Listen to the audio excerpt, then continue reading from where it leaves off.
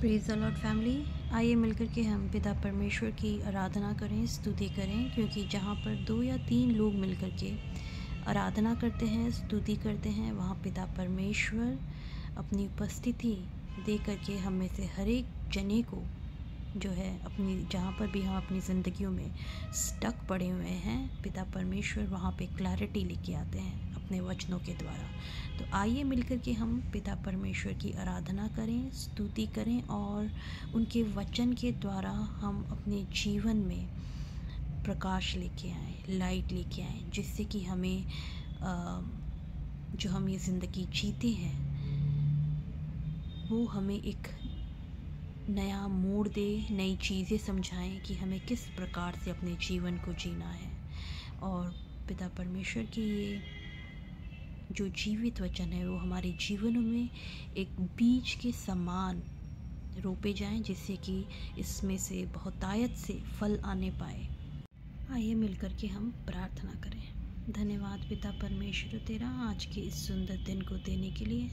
पिता परमेश्वर, मैं धन्यवाद देती हूँ कि आपकी कृपा दृष्टि हम में से हर एक जने के ऊपर बनी रहे। प्रभु पिता, आप हम में से हर एक जनों के मनों को खोलें और हमारे कानों को खोलें। प्रभु पिता, हमारी आत्मिक आँखों को खोलें, जिससे कि हम तेरे वचन को अपने जीवन पर प्रभु पिता परमेश्वर लागू करने पाएँ और हम में से हर एक की ज़िंदगी से प्रभु पिता हर प्रकार का अंधकारपन, हर प्रकार की बीमारी, हर प्रकार की जो भी चीज़ें प्रभु पिता तुझे स्तुति नहीं देती, वो इसी वक्त पवित्र आत्मा की अग्नि में जल जाए। सारा डिस्ट्रैक्शन प्रभु पिता इसी वक्त पवित्र आत्मा की अग्नि में जल जाए। पिता परमेश्वर, जब भी मेरे भाई बहन इस मैसेज को देखते हैं प्रभु पिता, होने दे कि तेरी पवित्र आत्मा उनसे बातें करे। पिता परमेश्वर, इस मैसेज को आप ब्लेस करें, हम में से हर एक जने को आप ब्लेस करें। इस प्रार्थना को मैं अपने प्यारे प्रभु यीशु मसीह नासरी के नाम से मांगती हूँ, इसे सुन और स्वर्ग राज्य में ग्रहण कर, आमीन। आज का जो वचन है बहुत ही पावरफुल है, जो कि नीति वचन का 27 और उसमें है 27 का 17, जो कि लिखा गया है, जैसे लोहा लोहे को चमका देता है, वैसे ही मनुष्य का मुख अपने मित्र की संगति से चमकदार हो जाता है।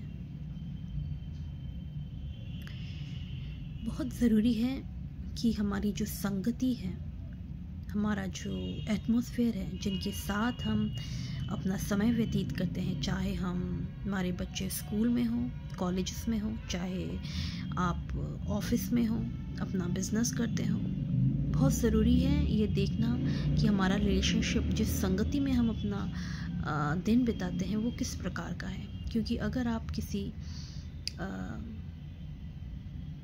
जिसे कहते हैं कि अगर आपका जो संगति है क्राइस्ट माइंडेड पीपल नहीं है, तो उनकी सोच जो है वो आपकी सोच को भी अफेक्ट करेगी, जो कि बहुत ही नेचुरल चीज़ है।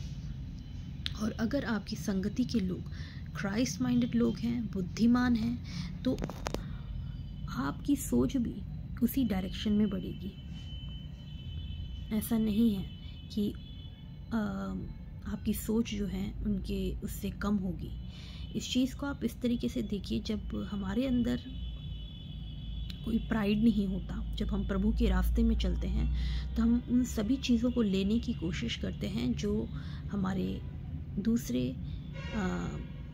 मसीही भाई बहन में जो अच्छी चीज़ें हमारे भाई बहन के अंदर होती हैं, हम उन सभी चीज़ों को लेने की कोशिश करते हैं। हम क्योंकि प्रभु पिता ने हमें इसीलिए एक साथ रखा है कि हम एक दूसरे को इनकरेज करें। जहाँ पर हम थोड़े से कम पड़ जाते हैं, जहाँ पे हमारे अंदर थोड़ी सी कमी आ जाती है, वहाँ पिता परमेश्वर ऐसे डिवाइन हेल्पर्स, डिवाइन लोगों को भेजते हैं जो हमारे जीवन में जिस भी परिस्थिति में हो हमारी मदद करे, हमें समझ दे और जो पिता परमेश्वर ने हमारे लिए चीज़ें रखी हैं, जो हमें डायरेक्शन दी हैं, उसको कंफर्म करे। तो हमें बहुत ज़रूरत है उन सभी लोगों को पहचानने की, वो डिवाइन कनेक्शंस, वो जो हमारी संगति है, जो है एकदम प्रॉपर डिवाइनली होनी चाहिए, जिससे कि हम अपने जीवन में जो है परमेश्वर पिता के रास्ते पे चल सकें। और जब आपका माहौल क्राइस्ट माइंडेड लोगों के साथ उठना बैठना होगा, वो सारी चीज़ें होंगी,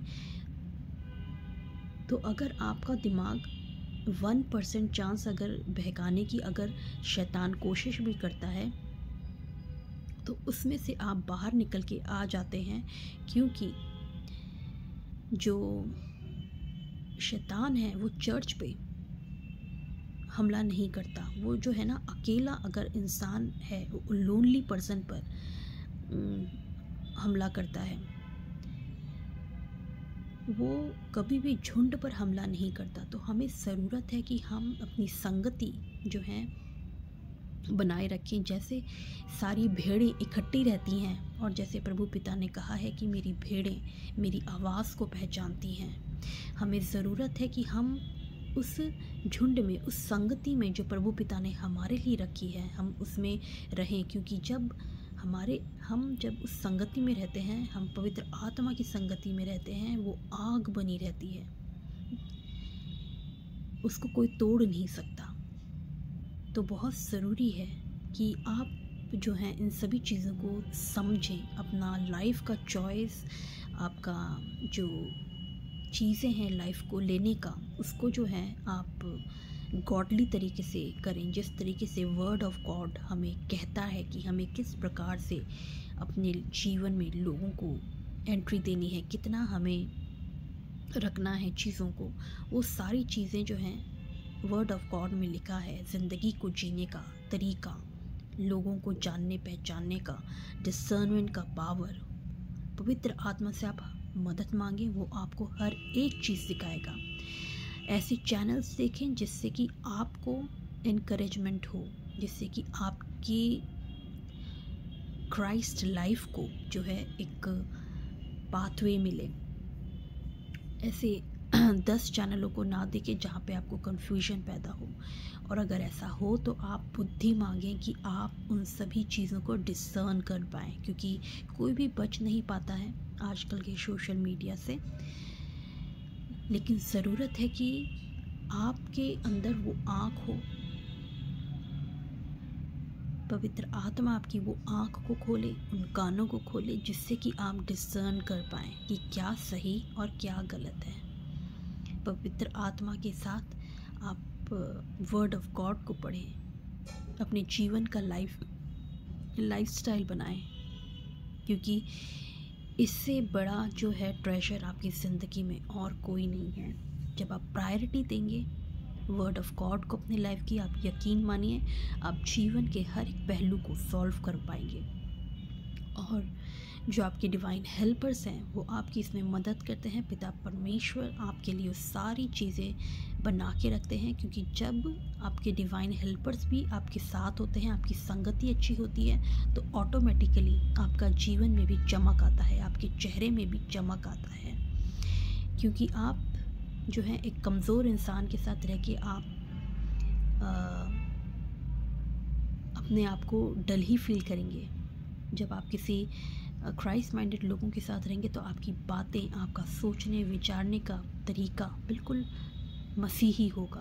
तो हमें ज़रूरत है कि हमें अपने आप को चमकाए रखें पिता परमेश्वर के द्वारा, पिता परमेश्वर के वचनों के द्वारा, पिता परमेश्वर के लोगों के द्वारा, जिससे कि हमारी ज़िंदगी एक टेस्टिमनी बने पिता परमेश्वर के लिए। आई होप कि मैं आपको समझा पाई हूँ अपने इस मैसेज के द्वारा, और मैं मिलती हूँ आपको मेरे नेक्स्ट वीडियो में।